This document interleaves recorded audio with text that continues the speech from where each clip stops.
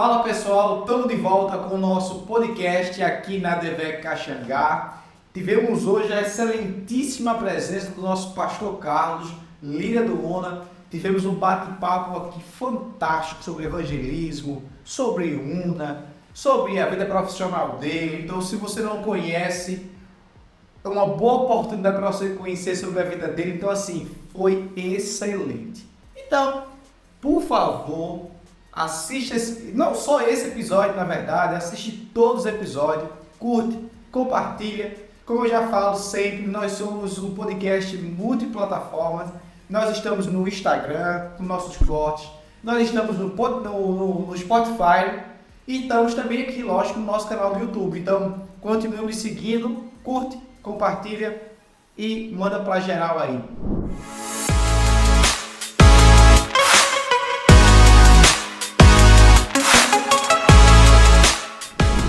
Olha nós aqui de novo e agora com uma presença mais do que ilustre. Ninguém mais, ninguém menos do que o nosso pastor Carlos. Agora pastor Carlos, né? Amém. 2024 começou aí bem, o ano de servir, e o nosso diácono, que até então, até o início de dezembro era diácono Carlos, agora é o nosso pastor Carlos. Amém. Como é que você está? Estou bem, né? Um pouco ansioso aqui com essa entrevista, já estava marcada já há um certo tempo, mas enfim, nós estamos aqui para dar conclusão. Amém, isso aí. Bom, nós estamos num lugar chique hoje aqui, estamos num cenário diferente do normal. Temos uma taça de água aqui, uma aguinha, um cafezinho. A gente ainda tem maturidade suficiente para tomar café sem açúcar, então vai café com açúcar mesmo. Me perdoe, pastor Moisés. Mas vamos no nosso café com açúcar. Já para começar essa sequência, essa entrevista, esse bate-papo aqui, eu queria fazer uma pergunta que é de praxe aqui no nosso podcast. Quem seria o pastor Carlos pelo pastor Carlos? Como o senhor poderia se descrever para nós? Rapaz, falar de você mesmo é difícil, né? É mais fácil você ouvir de pessoas do que você falar de si próprio. Mas é uma pessoa extrovertida, uma pessoa humilde, uma pessoa muito amiga, uma pessoa muito comunicativa, né? Isso aí com certeza são as minhas características mais fortes. É uma pessoa que gosta de fazer amizade, uma pessoa muito acolhedora, né? É muito difícil eu chegar e dizer assim, não gosto de você, mesmo aquela pessoa me tratando mal, mas eu estou abraçando aquela pessoa. Eu não sei desclassificar ou separar essa pessoa do meu rodeio de amizade. Ela vai estar sempre ali perto de mim. Perfeito. Eu sou assim. Perfeito. E aí nós temos uma segunda pergunta que é muito clichê aqui no nosso podcast, que é: como você chegou, como o senhor chegou aqui na Caxangá, na ADVEC, no Ministério ADVEC? Sempre a gente faz essa pergunta para os pastores que passaram, para os diáconos que passaram aqui na nossa primeira temporada, e a gente não poderia deixar de fazer essa mesma pergunta para o senhor hoje. Como foi sua chegada aqui? Amém. Eu cheguei aqui, eu acho que foi em 2012, acredito eu. O pastor Écio estava assumindo a igreja, né? Eu acho que pela segunda vez. E aí eu gostei por conta do louvor, me atraiu muito o louvor e a palavra também, muito forte a palavra. E aí a gente decidiu, a gente estava procurando uma igreja aqui perto da Caxangá, que a gente mora aqui no Cordeiro, e aí a gente decidiu ficar aqui, né? Ficamos aqui, cultuamos, e aí veio a proposta, né, de sair de ser obreiro. Naquela época, ser obreiro precisava ser batizado no Espírito Santo. E aí quando chegou o convite para mim, disseram, olha, tu vai ser obreiro, cara, fala lá com o pastor Edson, rapaz, olha, isso aqui é para menino novo, tava com 30 e poucos anos e isso aí não é para mim não. Eu disse, não, pai, bora, vai ser bom. Aí quando disseram para mim, olha, tem que ser batizado no Espírito Santo, tu és? Eu disse, sou não. Eu disse para minha esposa, olha, tá vendo tu, que não é para mim esse negócio? Aí uma semana depois veio uma ordem aí dizendo que não precisava mais o obreiro ser batizado no Espírito Santo. Minha esposa, olha o chamado de Deus aí, olha aí. Ó. O cenário mudando. Não vai não. Aí eu aceitei o convite dos amigos, né? Na época, diácono Manuel, diácono Wilson. E aí eu fiquei como obreiro até 2018, né? 2018 fui consagrado a diácono. E aí comecei a me envolver com departamentos, né? Fui líder do departamento de evangelismo durante, eu acho que 4 anos e meio. Fui batizado no Espírito Santo e aí começou a crescer o ministério, né? Até ser convidado pelo pastor Edson a assumir o UNA e, se eu não me engano... Calma. A gente vai chegar lá. Calma, o senhor está resumindo O ministério até... Fica tranquilo aí.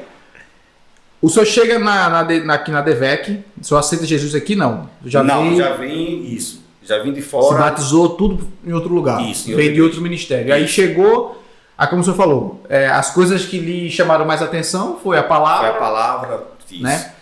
O louvor, né? O louvor daqui é excepcional, e aí isso lhe cativou. Isso, correto. Mas assim, o senhor veio, aí começou a vir no culto da quarta-feira, no culto da sexta. Depois daquele primeiro culto, a gente estava vindo todos os cultos. A gente não perdia um culto. Família toda. A princípio, somente eu e a minha esposa, né? Depois os meninos, eu tenho 3 filhos, e aí eles vieram também, começaram a gostar também da igreja, né? O meu menino mais velho, ele está em outro ministério, em outra congregação. Mas os dois, o do meio e o mais novo, eles participaram comigo aqui, né? Vieram para cá e ficaram comigo aqui até um certo tempo, até que ficou somente eu e minha esposa. Perfeito. Mas eu só tenho quantos anos de casado já? Nós estamos agora com 30 anos de casado. 30 anos de casado, tem 3 filhos? 3 filhos. Estamos juntos há 37 anos, né? De namoro, noivado, estamos juntos há 37, vai fazer 37 anos. Esse ano agora. E temos 3 filhos, 2 homens e uma mulher, um rapaz vai fazer 30 anos. A moça vai fazer 27 e o rapaz tem 21 anos. Agora eu queria dar uma esticadinha para trás, assim, me gerou uma curiosidade, que também é uma coisa que a gente pergunta aqui sempre. Como foi? O senhor conheceu a sua esposa? Como? Qual foi a circunstância ali? Porque eu acho que é uma pergunta que todo mundo, assim, o cara é casado há 37 anos. 37 anos atrás o mundo era totalmente diferente dos dias de hoje. Até para trazer aí para essa juventude que está aí, querendo namorar, como é que foi mais ou menos assim? Como é que chegaram a se conhecer? Então, foi complicado, né? Porque na época eu tinha um cabelo grande, né? Aquela moda do olhar 48. Todo careca hoje era o cabelo do outro.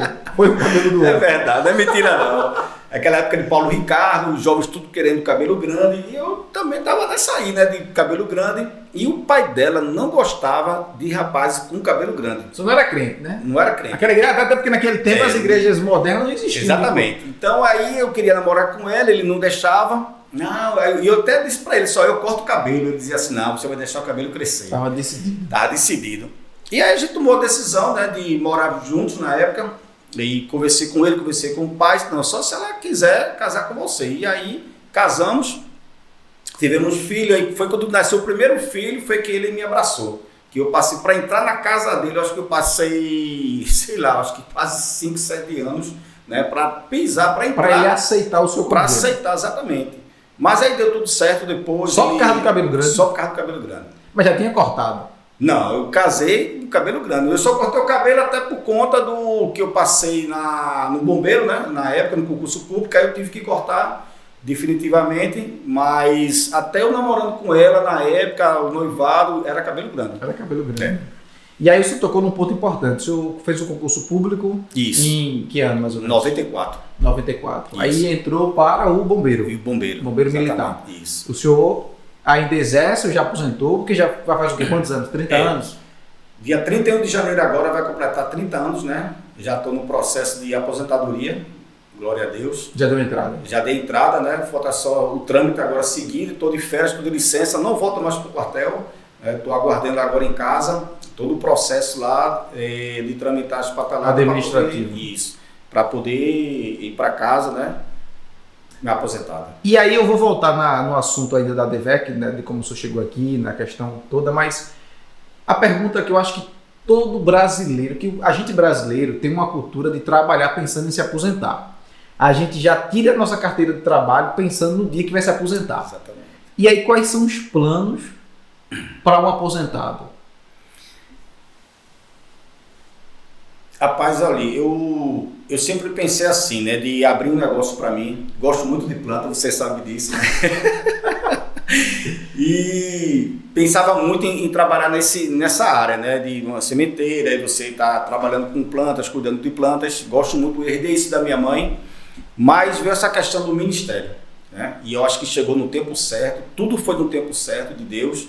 Né? E quando chegou essa oportunidade de estar me aposentando, então conversando com minha esposa em casa e aproveitando esse momento, então vou cuidar mais da família e do ministério, né? Porque antes, por conta da correria, do trabalho, dos serviços, escala, não tinha tempo de você estar administrando, mas agora sim, né? Em casa, perto mais da família, mais próximo à igreja, né? Possa aí servir mais à vontade e com mais excelência. Perfeito, perfeito.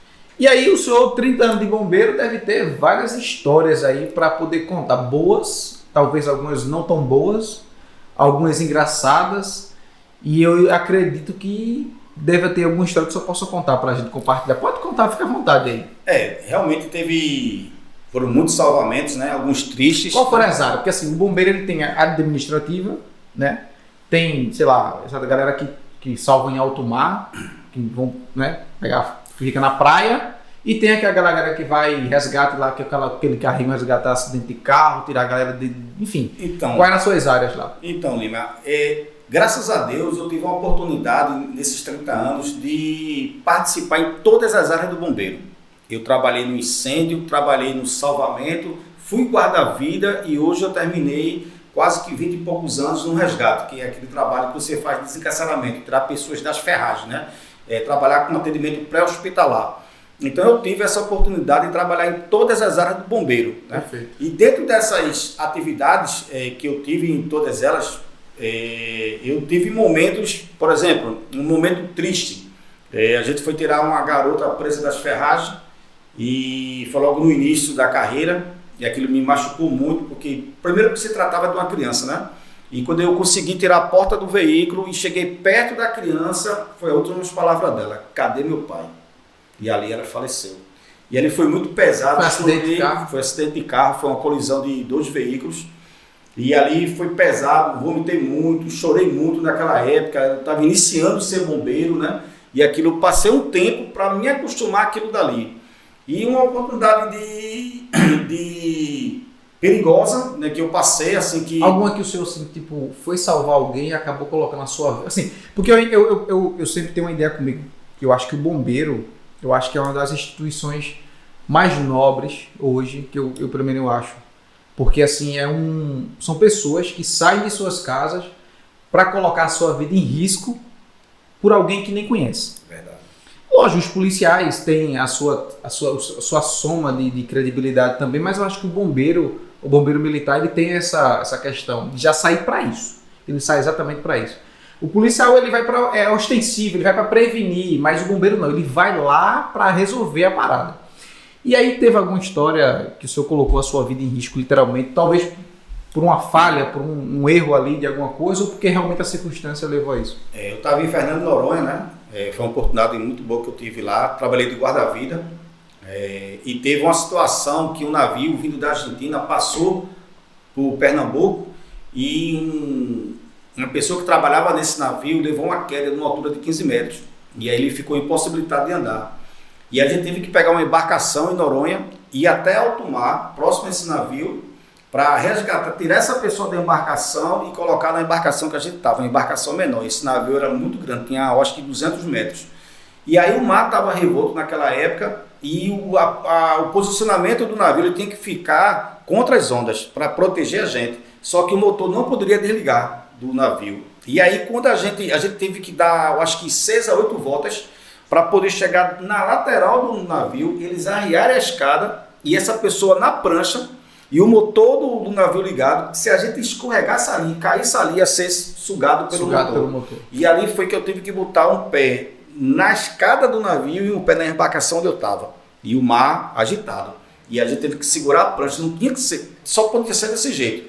2 pessoas de lá, 2 pessoas de cá, segurando a prancha. E soltos, né? Porque não tem nem onde não tinha. Né? E ali é porque a gente tinha que se movimentar para pegar a prancha. E ali a gente... Mas no final deu tudo certo, a gente conseguiu passar ele para a embarcação onde a gente estava, mas foi muito perigoso aí, eu digo a você, ali botei minha vida em risco ali para tirar aquela pessoa daquele lugar e fora tantas outras que já aconteceram. Fora e tantas outras aí que a gente... 30 anos sempre tem alguma história. Sempre. Agora uma história engraçada. Rapaz, a história engraçada, essa foi muito engraçada. Eu estava no quartel e na frente passou um motoqueiro, uma velocidade incrível, eu sei, já vai o nosso próximo cliente. E alguns segundos depois, esse motoqueiro bate na traseira de um ônibus. Meu Deus. Aí, poxa, aquela explosão, embora correr atrás, aí embora ele foi lá. Isso na frente do quartel? Isso na frente do quartel, uns 50 metros mais ou menos. E quando a gente chegou lá, na batida, na explosão, ele tinha amputado a perna. A perna não, o braço. Decepou lá na hora. Na hora. Quando eu cheguei, eu vi aquele negócio, e poxa, comecei a contei a hemorragia, né? E ele gritando muito, eu dizia, calma moço, calma, qual é seu nome? Ele, socorro, socorro, socorro. Calma seu socorro, calma seu socorro. E a turma dizia pra mim, Carlos, ele tá pedindo socorro.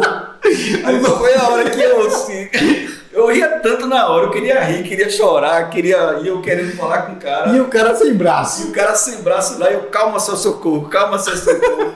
Aí essa parte foi muito engraçada, isso aí. E depois que a gente levou essa pessoa para o hospital, na volta, pronto, ninguém parava de rir. Eu fui conhecido como homem do socorro, né? Por um bom tempo lá no quartel, mas foi muito engraçado isso aí. Agora, teve alguma história assim que talvez não acabou tão bem, ou que o senhor talvez tenha... O senhor tem 30 anos, né, de bombeiro, e aí o senhor aceita Jesus, trabalhando, obviamente, como bombeiro. Mas o senhor já teve que usar a palavra de Deus para, de repente, salvar alguém? No nosso meio, né, a gente pega muito trabalho resgate de suicídio, né? Sim. E uma dessas aí, algumas eu teve sucesso, outras não, mas essa aí também me chamou muita atenção. Era uma jovem, né? Tinha tomado muito remédio e ela estava querendo se jogar do apartamento onde ela estava. Isso foi lá em Olinda. E aí quando a gente chegou lá, eu perguntei à família, né, como é que é? Ela é religiosa, ela acredita em Deus, ela fala de Jesus? Não, ela não é de falar de Jesus, ela é, né, católica. E eu disse, não, eu posso entrar no quarto? Ela disse, pode.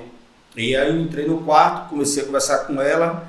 A princípio a gente tem um pouco de receio de falar de religião, porque nem todo mundo aceita, né? Ninguém...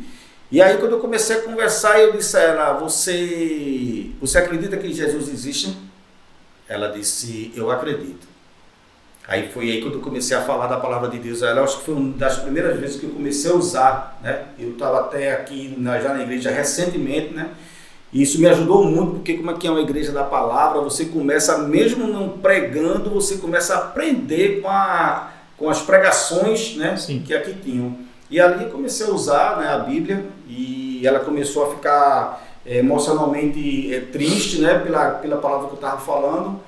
E aí eu consegui convencer ela a não pular ali da janela, e a gente conseguiu, ali foi o resgate com sucesso. Que bom, graças a Deus. Usou a palavra de Deus para resgatar, exatamente, literalmente, e essa é a grande função da palavra, né? E resgatar as pessoas. E aí o senhor vem, entra na DEVEC, já está na DEVEC já faz um tempinho, e aí começa as oportunidades, porque óbvio, aqui eu sempre tenho o costume de dizer o seguinte, que a nossa igreja ela é a igreja da palavra, mas também é a igreja da oportunidade. Então, se você tem disposição para trabalhar, você vai ter uma oportunidade em algum momento. Eu sempre digo isso e é sempre certo. E esse ano, 2024, não é diferente. Nós estamos no ano de servir, não é isso? E aí o senhor chega na DEVEC, como o senhor falou, veio de outro ministério, veio visitar, e aí gostou, louvou e tal, e aí o senhor decide ficar. E aí o senhor acabou se jogando ali, eu fui obreiro e tal. Mas aí quanto tempo passou para o senhor começar a trabalhar? Qual foi o primeiro departamento? Porque ninguém é chamado para ser obreiro lá, alguns até são. Mas aí o senhor veio trabalhar em algum departamento, já trabalhava em algum departamento? Qual foi o primeiro departamento que teve acesso? Quando eu vim de outra igreja, na verdade lá eu só fazia cultuar. Eu não tinha envolvimento com o ministério, né? Eu não tinha envolvimento. Quando eu vim para cá em 2012, em 2015 eu recebi essa proposta de ser obreiro. Eu acho que fiquei aí uns 3 anos como obreiro até eu me identificar com o departamento de evangelismo, né? Trabalhava ali visitando os presídios, os hospitais, e ali foi meu primeiro ministério dentro da igreja como obreiro, primeiro como obreiro e segundo como o departamento de evangelismo, né? E ali eu acho que passei um tempo, depois fui o vice-líder do evangelismo. Depois eu fui o líder do evangelismo, onde eu passei, eu acho que 4 anos, né, como líder desse departamento. E um departamento muito que eu me identifiquei muito, né? Até porque eu gosto muito de trabalhar com pessoas e eu acho que veio muito a somar, né? Sim. Pelo que eu já gostava e pelo que eu estava exercendo. E aí comecei... É porque o senhor sai de uma prática de bombeiro militar que resgata pessoas, isso, que salva, né? Literalmente ali. E aí você vai trabalhar num departamento que de fato, que resgata as pessoas, que ajuda, que prega o evangelho de forma mais incisiva, mais direta ali nas ruas, nas praças, isso, hospitais. E aí o senhor vai estar no evangelismo. E aí vai lá, foi vice-líder, passou lá 4 anos, fez um trabalho, né? E aí passou. Os 4 anos você vai para o UNA. Isso, exatamente, né? E aí eu sou consagrado a diácono, né? E aí eu tive a oportunidade de ser convidado pelo nosso pastor, o pastor Edson, a trabalhar no UNA. E na época eu fiquei até um pouco triste, assim, não triste de entrar no UNA, mas por ter deixado o departamento de evangelismo, né? Onde eu ali, mas assim, mas foi uma boa oportunidade porque tanto o UNA como o evangelismo trabalha com vidas. Sim. Só que de uma forma diferente. Né? O evangelismo ele trabalha pescando pessoas, levando a palavra, e o UNA ela vai fazer o quê? Vai discipular, né? Tratar aquela pessoa, acolher ela, né? O evangelismo tira da rua, e o departamento do UNA ele tem esse forte, né? De acolher, não só de acolher, mas como tratar a pessoa no sentido de deixar ela para caminhar com Jesus. Era justamente essa diferença que eu ia perguntar. E aí a diferença que o senhor identifica é essa. Um é como, vamos lá, um vai lá e resgata. Isso. E o outro vem cá e trata. E aí o senhor teve a oportunidade de trabalhar nos dois departamentos. Exatamente. E dentro do evangelismo, o que mais o senhor fazia? Exemplo, não é só para ir para o sinal, pendurar uma placa, Jesus te ama. Tem um trabalho mais... Não, tem. Nós temos um trabalho muito forte de presídio, né? Tanto o presídio feminino como masculino, FUNASE, né? Tínhamos um trabalho também com menores presos, e eu acho que isso aí marcou mais, né, do que na rua, porque uma coisa é você não conhecer pessoas na rua e levar a palavra de Deus, e outra coisa é você já conhecer a situação da pessoa. Ouvir histórias assim. Né? Ouvir histórias de adolescentes, né? Adolescentes, adultos, idosos, né? E você olhar para aquela pessoa e dizer, meu Deus, só Jesus aí salva. E só Jesus salva mesmo. Na rua você não conhece ninguém, leva a palavra aleatoriamente. Mas dentro de presídio você tem que ter uma palavra certa para a pessoa certa. Agora, pastor, deixa eu te perguntar uma coisa. Eu participei algumas vezes de evangelismo dentro da FUNASE, por exemplo. E assim, a gente escuta algumas histórias que você fica, meu Deus, você não tem como uma jovem, uma pessoa dessa, ter força para fazer tal coisa. Você vê que às vezes são coisas assim do sobrenatural mesmo. E o senhor já ouviu algumas histórias desse tipo, ou já presenciou coisas desse tipo dentro da FUNASE ou dentro de qualquer outra instituição dessa? Que já. Tem alguém preso, assim, que tem as histórias que você olha assim e fala, meu Deus, só Jesus ali. Como o senhor acabou de falar. Teve realmente histórias pesadas, né? De você olhar para a pessoa, por exemplo, uma garota de 14 anos. Né? Eu olhava para aquela pessoa ali, isso entristecia muito o coração da minha esposa na época, de chegar ao ponto até de pedir não ir mais para a FUNASE, né? Que realmente é muito triste você ver pessoas jovens de 13, 14 anos sendo envolvidas em crimes, né? De chegar ao ponto de cometer até assassinatos. E você ficar ali olhando, você pregando a palavra, olhando para aquela pessoa e dizer, meu Deus, tão jovem, tão bonito, tão bonita, mas já está na vida do crime. Já está ali presa, já está cumprindo uma condenação. Isso ali mexe, né? Aquilo dali mexe com o seu emocional. Você fica meio que pregando a palavra e tendo aquele sentimento ali, aquela emoção de você querer fazer mais do que ele deveria fazer. Meio que impotência, né? De saber. E eu ouvi uma história, eu não sei se foi aqui, não sei se foi com o senhor, que vocês estavam orando num momento e houve um mover sobrenatural ali que alguém flutuou, alguma coisa do tipo assim. Então, cara, isso aí foi também uma experiência muito... Eu sei que isso, assim, tem muita gente que vai estar acompanhando esse podcast e aí eu quero deixar bem claro, é para quem crê. Exatamente. Se você não crê, você não vai entender e não vai crer, ponto. Tinha uma menina na FUNASE que foi uma das últimas a se converter, né? Assim, naquele grupo que a gente estava evangelizando. E aí, quando a gente levou a palavra, né, tinham 10 meninas e 9 aceitaram a Cristo, e só ficou ela. E na hora que eu fui orar, passei por todas elas, na hora que eu cheguei perto dela, e aí ela, com uma voz meio que estranha, uma voz parecida com a de homem, e ele disse assim a mim, ela é minha. Aí eu disse, opa, voltei, e ali comecei a orar pela vida dela, ela desmaiou, e as pessoas levantaram ela, e todo mundo percebeu, na hora que ela foi encaminhando para a cela dela, ela estava rindo. Aí me chamaram, na época eu era obreiro, esse obreiro, aquela pessoa saiu não, ali ela está endemoniada. Eu disse, então vamos na sala dela. Aí chamei o diácono, na época era o líder, e a gente foi na sala, e ela estava deitada na cama, e olha, eu só vi aquilo em filme de terror, filme de, como é que eu vou dizer, de exorcismo, né? E aí quando a gente chegou lá, começou a orar, ela começou a levitar. Lima, ela ficou mais ou menos uns 3 dedos assim do colchão. E eu comecei a olhar aquilo dali, comecei a querer correr, porque eu disse, meu Deus, eu só vejo esse filme.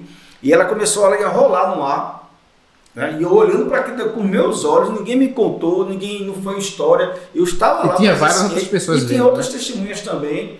E aí foi quando a gente começou a orar, ela deu um grito, né? Meio que pavoroso, voltou para a cama e desmaiou. E aí quando ela volta, já volta meio que sem sentido aonde estou. E ali a gente prega a palavra, pergunta se ela quer aceitar Jesus, e para a honra e glória do Senhor, ela aceitou a Cristo, foi solta, né? E passou um tempo aí na igreja, depois disso aí não sei mais da vida dela, mas ela aceitou a Cristo e foi liberta. Então são histórias, né? Histórias reais. Cara, muito. Que, assim, Deus deu ao Senhor a oportunidade de presenciar. Isso. E como a gente vem falando, assim, da sua vida profissional, de resgatar, né? Você foi a um local específico, como você contou, você vai para uma instituição como essa, você é diferente de você ir para a rua. Você não sabe a vida da pessoa, não sabe de onde vem, nem para onde vai, você entrega uma literatura, dá uma palavra de ânimo para aquela pessoa e a pessoa segue seu caminho. Ao contrário de uma instituição prisional, que muitas vezes as próprias pessoas contam, né, qual porquê estão ali, e, enfim. E aí o senhor passa esse período no evangelismo, fazendo visitas, obviamente, como a gente presencia aqui o trabalho que tem hospitais e tal, e aí o senhor entra no UNA. E aí depois de 4 anos e meio? 4 anos e meio, mais ou menos. Eu fiquei no departamento de evangelismo até ser convocado no mês de maio de 2021, se não me engano, 2021, né? No mês do meu aniversário, e aí fui para esse departamento, né? Me identifiquei logo nesse departamento, por conta até de abraçar essa causa, né? De você querer cuidar de vidas, né? Sim. Discipular pessoas. E aí foi tranquilo, aceitei, né? Falei com o pastor, e aí ele me apresentou o departamento, e aí começou um trabalho de discipulado. Mas aí como é que foi essa mudança, assim? Porque assim, por mais, como o senhor falou, é um trabalho que trabalha com vidas, mas é que trabalha de forma diferente. A atuação com a vida é diferente, né? Um vai lá e resgata, o outro vai lá e trata. E aí o senhor entra no departamento, que eu tive até o prazer de trabalhar nesse departamento há uns anos atrás também, quando ainda era DINC, né? Isso. Era no DINC ainda. Agora a UNA.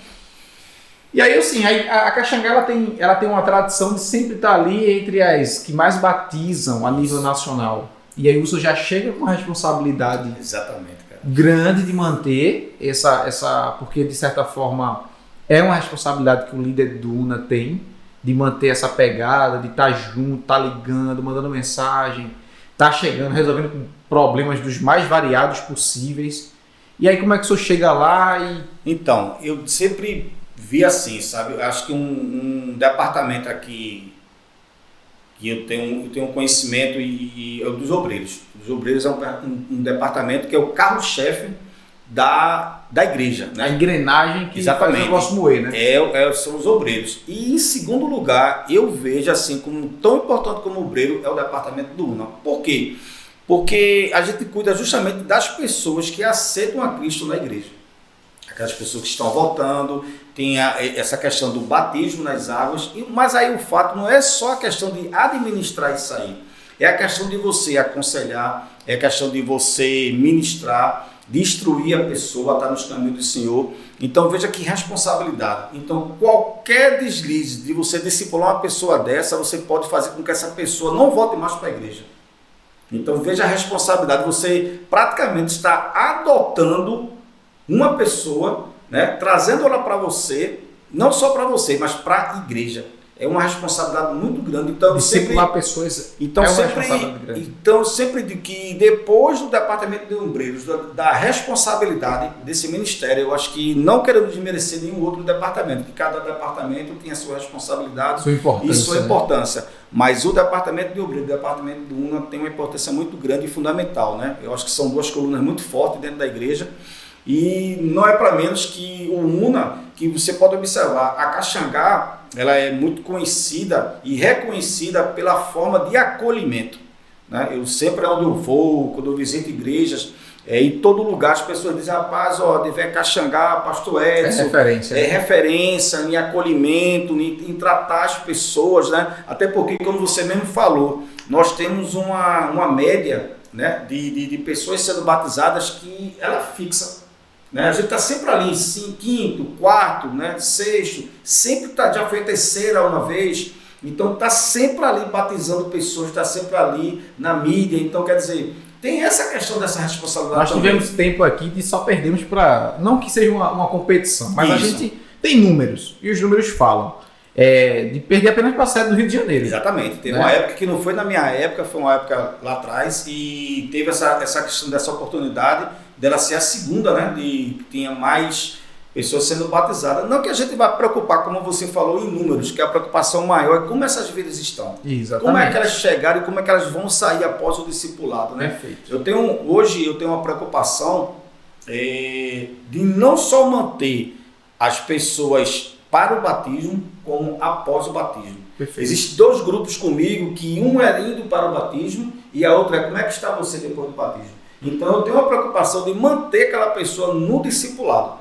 Ah, você terminou eleições? Não, então você vai permanecer no grupo. Então Perfeito. existe um outro grupo onde essas pessoas ainda são acompanhadas. E aí tem o discipulado. Uma coisa que eu ia perguntar é o discipulando, né? A pessoa que, por exemplo, se ele entra hoje, daqui a 15 dias o batismo, ele vai se batizar. Isso. Mas as lições, o discipulado continua. Isso, exatamente. Foi bom você ter dito isso aí. A pessoa não pode colocar as lições, o discipulado como uma barreira. Ah, eu estou entrando agora, o batismo vai ser para a semana, eu só vou fazer depois do batismo as lições. Eu falei, não, as lições ela não pode ser uma barreira. Primeiro a gente tem que cumprir uma ordem do Senhor Jesus, que é o batismo. Então a pessoa vai para o batismo e logo após o batismo ela dá continuidade nas lições, que são 13 lições, e ela participa de todas elas. Agora, lógico que existem regras. E as regras são praticamente para quem está morando com alguém, tem que se casar. Isso, né? Não batizamos aqui menores de 12 anos. Se for de menor, em 12, 18 anos, 17 anos, tem que ter autorização dos pais. E em relação ao casamento, o casal que vem para cá, que estão morando juntos, eles precisam estar casados legalmente para poder se batizar. Agora, esse negócio, porque existe agora o negócio de união estável, que eu sinceramente eu ainda não sei a definição jurídica disso. Realmente eu não sei porque não é. Mas alguém que tem a união estável, ele pode se batizar com Pode. ele? Ela está regularizada, ela está no cartório, é um documento, né, que elas estão vivendo juntos ali e sendo comprovado dentro do juiz também, né, assinado por um juiz no cartório e também aceito a união estável. Entendi. Porque isso é importante até para falar, porque para quem estiver nos assistindo, se quer se batizar, a gente vai ter batismo agora em fevereiro e isso não pode ser um impedimento. Porque as pessoas às vezes, assim, a gente entende que tem momento que é a própria pessoa que se coloca na posição de não querer. Isso. E a gente sabe que existem outras forças externas que acabam tirando a vontade, o desejo da pessoa se batizar. Mas as pessoas simplesmente não podem dizer que não querem, tem que lutar contra isso. Como o senhor falou, a lição não pode ser impedimento, né? O fato de não ter terminado a lição não pode ser impedimento.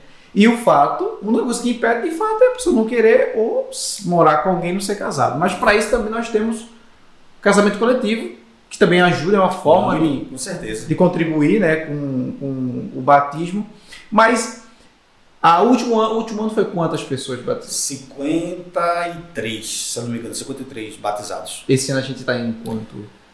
Hoje é uma data, eu sei que falta um tempo para frente. Tem 2 meses ainda para chegar até lá, mas eu acredito que a gente vai passar dos 50 também. Está nessa média de entre 50 a 60 pessoas a gente está levando para o batismo. E aí tem algumas histórias bem Tem, assim como você falou, né? Essa questão de você de não querer, de querer ir para o batismo, né? Nada impede da pessoa ir para o batismo. Mas as pessoas às vezes chegam para a gente e tem uma pergunta que é sempre dita: eu não estou preparado. E eu sempre digo a essas pessoas: olha, você não estava preparado quando saiu de casa para aceitar Jesus, você não vai estar preparado para o batismo, nem tampouco vai estar preparado para a Santa Ceia. Deus ele nos prepara dentro das circunstâncias, dentro das situações. E quando eu me lembro do povo de Hebreu, quando saiu do Egito, eles não foram preparados para aquilo. Eles saíram e Deus foi ajustando, preparando eles durante a caminhada no deserto, né? E eu faço essa comparação. Então, quando eu digo a eles, você não está preparado, eu não estou preparado para estar aqui, mas Deus está me colocando aqui, porque é Ele que capacita. Né? Então, sempre digo isso a eles, porque teve pessoas que chegou para mim e disse assim, irmão, eu estou fumando ainda, eu não posso me batizar. Não, a gente vai orar por isso aí. Teve até uma vez, foi uma situação até engraçada, teve uma menina que ela firme no discipulado, e eu estava no mercado fazendo as compras para a sala de boas-vindas, a sala de batismo, e ela liga para mim dizendo assim, olha, eu não vou me batizar. Não, vai, por quê? Porque eu fumei ontem. Não, isso não é motivo não, a gente vai orar por você aqui agora. Eu no mercado, no bairro de São José, comecei a orar em voz alta, lá todo mundo olhando para mim, minha esposa, meu Deus do céu, para que tá ali? E eu repreendo, Senhor, esse mal da vida dela. E aí, quando a gente chega na sala de batismo, ela ainda é indecisa, né, de querer se batizar, e eu disse a ela no telefone, disse, olha, tem pessoas que ainda tá com gosto do cigarro na boca quando desce nas águas, mas quando ela sai sem esse gosto, curada definitivamente. É isso que o batismo faz. Batismo é você entrar nas águas como aquela velha criatura, e quando você sai dela, você de fato é uma nova criatura. No dia do batismo, no dia da sala de batismo, o pastor estava dando uma palavra, ministrou uma palavra para eles. E aí o pastor falou de uma história que aconteceu de fato, que uma pessoa que fumou antes do batismo, quando desceu nas águas, ao voltar, ela não sentiu mais o gosto do cigarro. E essa pessoa olhou para mim e disse, você falou para ele? Eu falei, não, foi de Deus mesmo. Né? Então ali ela viu e sentiu a vontade e foi, e todos os meses, desde que ela foi batizada, ela manda uma mensagem para mim. Hoje completa 6 meses do meu batismo e não fumei. Hoje completa 10 meses do meu batismo e não fumei. E assim por dentro vai. E ela já vai com quase 2 anos de ser batizada, né, que ela foi batizada, e ela parou de fumar definitivamente. Perfeito. Eu mesmo, quando me converti aqui na igreja, eu lembro que eu bebia e eu fumava.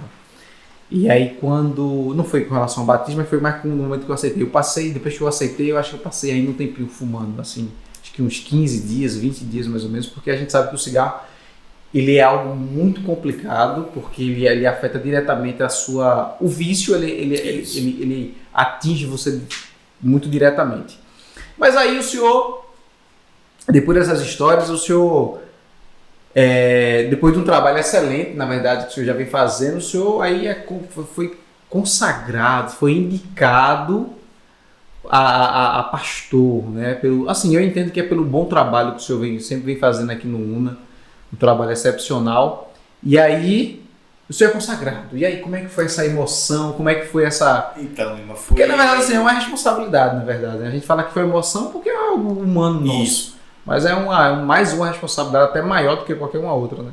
Eu não vou mentir, né? Dizer, eu esperava, estava trabalhando para isso, né? Lógico, quando a gente tem um ministério como de obreiros, você almeja ir para frente, né? Sair diácono e sonhar um dia ser pastor, mas ainda não era uma meta, um sonho, eu quero ser pastor, não. Eu estava seguindo de acordo com o que Deus estava fazendo na minha vida, né? Me preparando para tal situação. E no dia que o pastor Silas, ele convoca, ele tem reunião de obreiros, e ele começa a citar o nome das pessoas que foram indicadas, que vai passar pelo processo, né? E eu estava lá distraído, aí apareceu o nome de um, a gente aplaudiu o nome dele, apareceu o nome do segundo, a gente aplaudiu, e quando foi a minha vez, eu estava de cabeça baixa, e todo mundo começou a aplaudir, e eu também. Aí eu perguntei, quem foi? Se foi o senhor, eu fiquei surpreso, né? Porque foi realmente uma surpresa. Eu olhei para o pastor Edson, o pastor Moisés, eles rindo lá e aplaudindo também. E foi surpresa para mim. Aquela indicação ali, no momento, eu acho que eu estava passando um momento muito bom na minha vida, né, em relação ao ministério, e prestes a ser aposentado, né, teve todo aquele trabalho. Era muitas emoções ali. Muita emoção, cara, era muita coisa. Mas aí a ficha caiu quando? Olha, demorou, não foi de imediato, para me acostumar as pessoas chegar comigo, né. Alguns já chamavam pastor pelo trabalho que exercia. Pelo reconhecimento. Pelo reconhecimento, a igreja, né? As pessoas do UNA, o próprio pessoal que a gente discipulava. Por quê? Porque o trabalho desse discipulado é um trabalho de aconselhamento, é um trabalho de acolhimento. Tudo isso o pastor faz. Né? De trabalhar, conversar com as pessoas, tratar bem as pessoas, né? Esse trabalho que envolve esse aconchego. Então, as pessoas já reconheciam isso aí, faltava somente, né, a definir, dizer assim, agora é O pastor. título, né? Faltava o título.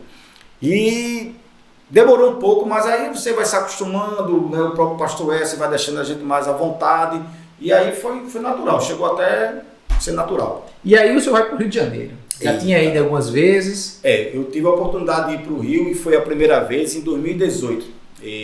Fui para Slavec, né? Foi minha primeira viagem de avião ali naquela época. E a gente participou lá daquele curso de liderança, foi muito bacana. E agora a segunda vez aconteceu uma coisa até interessante.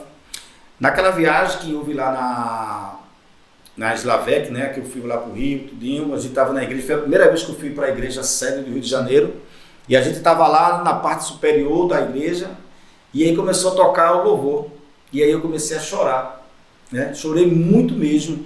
E ali eu vi Deus falando comigo, como se Ele estivesse dizendo assim para mim, você vai voltar para cá um dia. Eu não entendi aquilo dali, eu não sou estar guardando profecia, sonhos, né? Mas eu vi aquilo muito forte e comecei a chorar, tipo assim, por quê? Vou voltar aqui por quê? E quando eu estive no dia da consagração, quando o louvor tocou, não me lembro qual foi o louvor, qual foi a música, e foi a mesma música que foi tocada no dia que eu fui lá pela primeira vez. E ali eu comecei a chorar. E minha esposa, pai, tem calma, tu não vai subir lá no altar chorando desse jeito não, enxuga teus olhos. Mas não foi muito forte aquilo dali. E eu comecei a lembrar daquilo que veio do meu pensamento, tipo, você vai voltar aqui um dia. E aí comecei a identificar que aquele voltar um dia era justamente ali, aquela posição que eu estava. Deus trouxe a memória, né? Exatamente, cara. Foi muito forte aquele dali. Eu passei, eu acho que uns 3 minutos chorando, 4, até ser chamado lá no altar. E aí, qual é a sensação que tem, assim, quando o pastor, acho que foi o pastor Celeste Filho, eu não lembro se foi o pastor Celeste Filho ou o pastor Adilton, que ele estava lendo os nomes, mas aí como é que foi, assim, na hora que chama... Respirei fundo, né? Travei na hora para sair da cadeira. Minha esposa até disse, é teu nome, vai. Eu disse, calma, rapaz. Porque é aquela expectativa, né? Antes você não criava essa expectativa. Mas depois que você está ali, você começa a criar expectativa, né? Como é que vai ser o chamado? Como é que você vai lá na frente? Como é que você vai se vestir? Como é que eu vou andar? Sim. Você começa a criar muitas coisas. E ali, quando ele chamou meu nome, ali, eu disse, agora é. Ali eu disse, agora foi. Agora foi. Até então você ficava ainda sonhando, será que isso é verdade? Me belisca aqui, será que eu estou sonhando? Será que é isso aqui mesmo? Meu Deus, isso aqui é para mim. Eu sempre questionava isso, é para mim mesmo, Senhor? Isso aqui é para mim? E Deus sempre me mostrava, né, que de fato era para mim aquilo dali. E quando ele chamou meu nome ali, naquela hora eu olhei ali um pouco meio que assustado, ainda meio choroso, porque eu estava chorando naquela situação, que eu estava me lembrando que o Espírito Santo estava falando para mim em 2018, e aí eu vi, sou eu. E aí eu fui caminhando ali, foi muito emocionante. Agora deixa eu te fazer uma pergunta, senhor, que eu acabei não fazendo aqui, mas aí me veio a lembrança aqui agora. Como é que foi a convenção? Como foi que o senhor encontrou Jesus? Como foi que o senhor se deparou? Foi no amor ou foi na dor? Foi na dor. Foi na dor. Inclusive, quando eu saí de casa, a minha esposa até disse, olha, não vai contar aquela história não, cuidado, não sei o quê.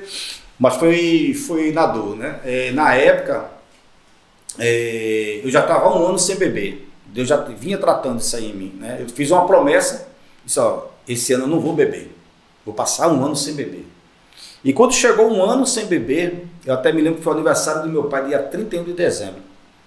Ele correu, pegou uma cerveja, botou em cima da mesa. E ele olhou para mim assim, eita, meu filho vai voltar a beber hoje, no dia do meu aniversário. Aí eu olhei, já tinha dito a mamãe, disse, mamãe, eu não quero beber mais não. Passei 1 ano e quero mais não. Ela, meu filho, seu pai está preocupado porque ele já comprou uma grade de cerveja para você, já perdeu seu filho, seu irmão, né? Porque meu irmão na época era evangélico, né? Já tinha deixado de beber. Ele já perdeu seu irmão. Já vai perder, já perdeu. Ela é assim mesmo, ela já perdeu seu irmão, que agora é crente, né? Eu disse, pois é, mamãe. Aí quando ele trouxe a cerveja, botou em cima da mesa, eu olhei assim para aquela cerveja, ele foi abrir ela, não deixei não. Eu disse, não, peraí, papai. Peguei a cerveja, tomei ela todinha, botei em cima da mesa e disse, papai, essa é a minha última cerveja da minha vida. Pronto, até hoje. Né? E aí ele olhou para mim, os olhos cheios de lágrimas, como assim?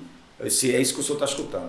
Pronto, aí no outro ano, em 2008, minha esposa ficou doente, né? Teve pancreatite aguda e foi muito grave, ela foi para o hospital, ficou hospitalizada. E aí eu estava em casa e disse assim, no meu quarto, orando, né? Na época rezava, ele dizia... E aí eu escutei a voz de Deus. Eu escutei claramente, Lima, dizer assim, te ajoelha.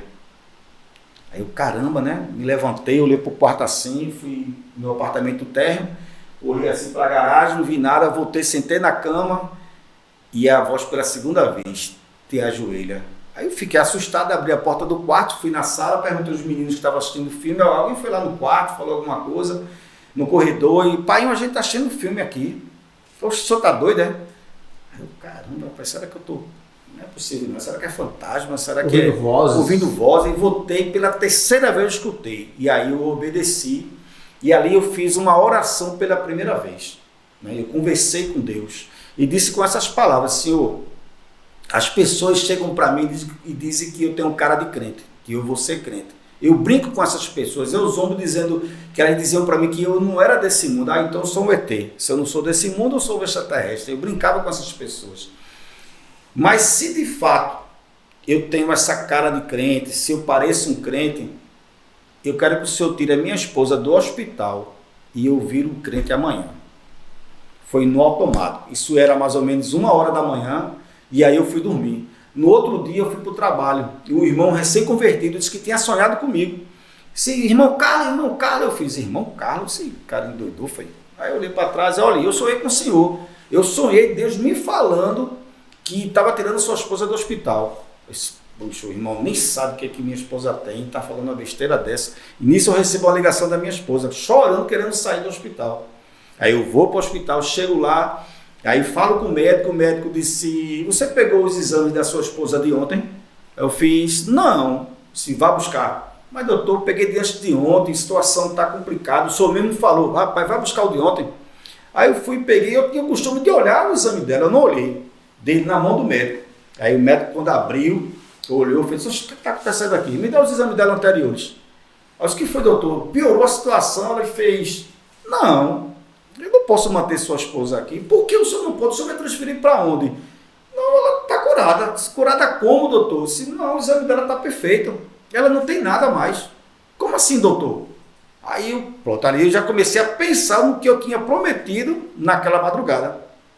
E aí eu pego ela, boto no carro tenso e minha esposa olha para mim sentada atrás e disse, tu não desse um riso, não ficasse satisfeita não, foi porque eu saí do hospital e ela não sabia que eu tinha feito aquela promessa. E aí quando a gente chegou em casa no final de semana, disse, bora agradecer a Deus? Ela, bora. Aí quando chegou numa igreja, né, acho que foi a igreja de Nazareno. E aí quando a gente chegou nessa igreja, só tinha 2 lugares, era na frente da pessoa que estava pregando, que era o pastor da igreja. A gente sentou lá, ele fez o convite e algo meio que me impulsionou assim a me levantar. Alguém quer aceitar Jesus? E eu disse, eu quero. E aí a história até hoje. E mas aí ela foi junto com o senhor? Minha esposa, na verdade, ela já tinha aceitado a Cristo. Só que por conta que eu bebia, aquele negócio todo, né? Ela ficou mais retraída, né? Até o ponto de a gente chegar em uma igreja, eu ia até bêbado. E o pastor dizia, não, ele pelo menos veio, deixa ele aí sentadinho, dormindo. Eu fazia de conta que eu estava dormindo na igreja.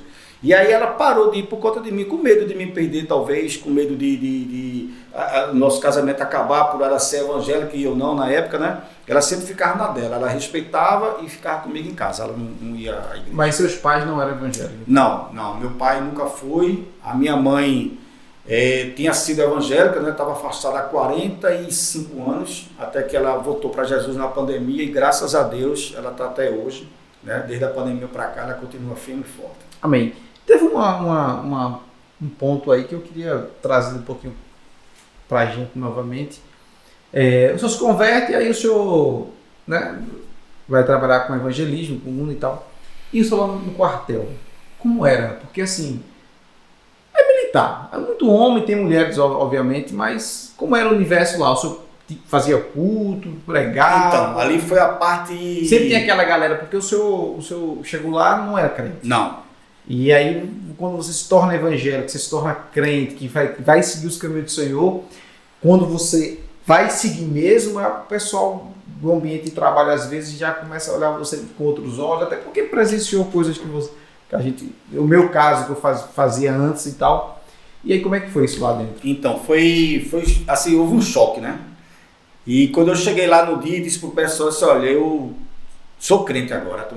Tu, Carlos? É nada. Aí começou aquela brincadeira e foi tão certo aquilo dali que Deus, o local onde eu trabalhava, que era em Suape, Deus me tirou de lá.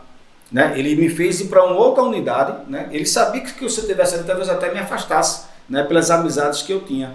E aí ele me tirou daquele local de trabalho, mesmo eu perdendo gratificações. Eu até disse na igreja, um certo culto lá, depois eu disse, mas Deus, eu aceitei Jesus agora recentemente, eu já perdi dinheiro. Porque todo mundo dizia, né? Vai ter prosperidade. Vai ser próspero. Deus vai abençoar. E eu já comecei perdendo dinheiro. E aí o pregador parecia que estava escutando o que eu estava falando. Eu estava sentado na última cadeira ali da DVEC. Só questionando Deus aqui e o pregador, você que está aí achando que Deus esqueceu de você, está tirando de um lugar pior para levantar. Pai, escutou, fiquei todo assustado, né? E aí eu fui para esse lugar. E esse lugar que Deus me colocou, lá tinha amigos evangélicos. Pessoas que já tinham convertido, pastores, presbíteros, né? E ali eu comecei já depois de um certo tempo que eu vim cair a ficha, cara. Deus me tirou de um lugar, porque sabia se eu ficasse ali, eu não ia ser crente. Mas ele me tira de lá, me coloca num lugar onde tinha amigos crentes. Foi ali quando eu comecei a aprender a ser crente. Porque eu vi fortaleceu, o jeito, né? Exatamente, eu vi o jeito deles de falar, eu convivi mais com eles, com crente, do que na igreja. Porque na igreja você vem, cultua 2 horas, vai embora para casa, mas lá no quartel não, lá tinha culto, comecei a participar, foi lá onde dei minhas primeiras pregações, lá a gente falava de Jesus, né? Então comecei a me envolver e ali comecei a me sentir crente, foi dentro do quartel, ali nessa nova unidade. Aí o senhor ministrava lá, pregava pro pessoal? Eu não vou dizer... Dá uma reflexão ali, né? Isso, né? Eu não me vejo um pregador, né? Mas um mensageiro. Eu, assim, quando as pessoas falam, quando a gente vai para a Bíblia, a gente vê o João Batista, né? Ele não pregava, ele dava aquela mensagem de impacto, né? E eu me vejo muito assim, eu não me considero um pregador, apesar de pregar a palavra, sim, mas existe aquela questão de dom que a gente sente nas pessoas, né? A gente vê a pessoa que tem aquele dom perfeito de Deus, que é um pregador nato, né? E tem aquelas pessoas que pregam a palavra porque estudam a palavra, né? Tá ali naquele ministério. Todo crente ele tem essa missão. Tem essa missão, exatamente. Né? Tem essa missão evangelista. E lá no quartel não era diferente. Toda vez que tinha um culto, que a gente marcava um culto numa quarta-feira, era para alguém pregar. E às vezes chegava lá, bota meu nome aí. E o pessoal botava meu nome e a gente lá sempre dava uma reflexão. Dava uma reflexão. E aí, só até chegar no púlpito da DVEC Caxangá aqui no culto da palavra. Cara, o primeiro dia ali fiquei muito nervoso, né? E eu falei com o pastor Moisés na época, assim, rapaz, eu tenho medo de esquecer das palavras, de dar um branco ali na hora, as pernas tremem. Mas foi tranquilo a primeira vez minha aqui na DVEC, né? Antes de subir num altar, uma noite antes, chorei muito em casa, agradecendo a Deus por essa oportunidade, me emocionei muito e fiquei com medo dessa emoção chegar no altar, tudinho, mas foi tranquilo, o Espírito Santo ele soube trabalhar ali perfeitamente. E o UNA? Aí o senhor, agora a gente está voltando aqui, o UNA, o senhor vai trabalhar no UNA, enfim, um departamento fantástico, como o senhor colocou aí, coloca ele como um dos pilares principais aqui da igreja. E quais são os novos desafios, novos projetos ou quais são as novas metas aí? Então, eu tenho uma meta, isso não é de hoje, né? Já é uma coisa já dentro que eu entrei, né? E é chegar a 100 vidas. 100 vidas batizadas. Veja, existe aquela preocupação de números, lógico, mas não é questão de números, é a quantidade de pessoas, porque eu enxergo assim. O que é que aquela pessoa está pensando por não querer ir para o batismo? Porque aquela pessoa não aceitou a Cristo? Porque aquela pessoa não está nos caminhos do Senhor? Então, a minha preocupação é essa. Não é só de administrar, mas a preocupação de ensinar, de instruir, de cuidar daquelas pessoas. Então, eu cheguei e disse, poxa Jesus, seria tão bom se a gente conseguisse um maior número de pessoas sendo batizadas, né? Era um reconhecimento. Então, eu tenho essa meta hoje de conseguir 100 vidas, né, para Jesus. Então a gente tem um trabalho muito forte para isso aí. Para isso a gente tem que ter uma equipe grande, uma equipe que não só ela queira discipular, mas que ame, né, a obra, porque é uma coisa fundamental nesse departamento que você precisa amar. Se você não amar pessoas, não rola, não vai. Não funciona. Não funciona, né? Você precisa amar. É mais do que você gostar. É mais você dizer assim, eita, eu acho bonito esse trabalho do Eu acho importante. Eu acho importante. Não, mas você ama pessoas, você gosta, né? Você sente prazer disso aí, que é um dos pilares do UNA, né? Que é o compromisso, o zelo, né? Então, se você não tiver esse zelo, se você não tiver um compromisso com a obra do Senhor, não vai. Não funciona. Não funciona. Não funciona. Que bom. Essa é a minha principal meta. E aí o UNA ele tem as aulas são aplicadas de que forma? Até os dias de aula são... Isso. Aqui na nossa igreja, na DVE Caxangá, a gente tem sempre no domingo às 9h30 da manhã, né? Que tem a EBD, né? Tem a sala dos jovens e tem a sala do discipulado, que é no domingo às 9h30 da manhã e também na terça-feira às 19h30. Então a pessoa escolhe uma vez na semana, ela vem para cá, ou ela escolhe no domingo, ou ela escolhe na terça. A lição do domingo ela é repetida na terça-feira, para aquelas pessoas que não puderam vir domingo. Aí tem essa oportunidade na terça-feira também assistir essa aula. Perfeito, pastor. Eu estou bem feliz por nosso bate-papo. Espero que você tenha gostado também. Amém, gostei. Mas eu queria que o senhor deixasse aí uma palavra aí para, na verdade, falasse da importância, a gente vai ter batismo já, da importância das pessoas que vão estar assistindo esse podcast, esse episódio, que ainda não se decidiram se batizar, que o senhor falasse para elas qual a importância do batismo, qual o significado do batismo, para que a gente pudesse encerrar. Eu sempre falo, né, nas salas de batismo, e tem essa questão da pessoa querer desistir, de parar no meio do caminho. Mas tem uma palavra que é muito forte, e eu guardei isso aí na época que eu estava fazendo uma viagem missionária aqui pela nossa igreja, e eu guardei essa palavra no meu coração. E está lá em Daniel, se eu não me engano, ou é 12:13 ou é 13:12, onde diz assim uma parte dela: tu, porém, vai até o fim.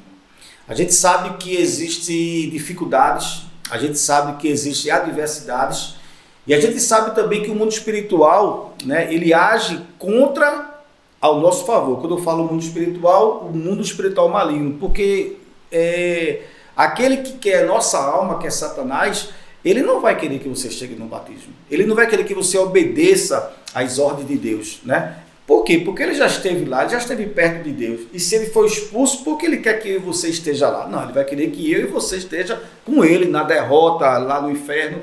Então eu sempre digo assim, olha, tu porém vai até o fim. A palavra de Deus diz que nesse mundo nós vamos passar por aflições, mas entenda que ele está dizendo na palavra dele que nós vamos passar. Ela não está dizendo que a gente vai ficar, que a gente vai viver nas aflições, mas nós vamos passar. Por quê? Porque nós somos mais que vencedores em Cristo Jesus. Então tudo que você passar durante o batismo vai ser necessário para fortalecer aquela pessoa, né? Tudo aquilo vai ser necessário passar, mas nada daquilo é para humilhar, nada daquilo que a pessoa vai passar é para a derrota da pessoa, não, é para capacitar ela, né? Então, quando eu digo assim, tu porém vai até o fim, porque esse é o desejo de Deus, que a gente continue até o final, porque é lá no final que a gente vai encontrar a vida eterna. Amém. Eu só tenho a agradecer mesmo por essas palavras. Espero que nós possamos fazer um excelente trabalho esse ano 2024 aqui na nossa igreja, na nossa filial. Esse é o ano de servir. E a gente já tem que convocar as pessoas a servir. Nós temos vários departamentos que as pessoas podem entrar e servir ao Senhor aqui na nossa igreja. Amém? Amém. Meu muito obrigado. Valeu.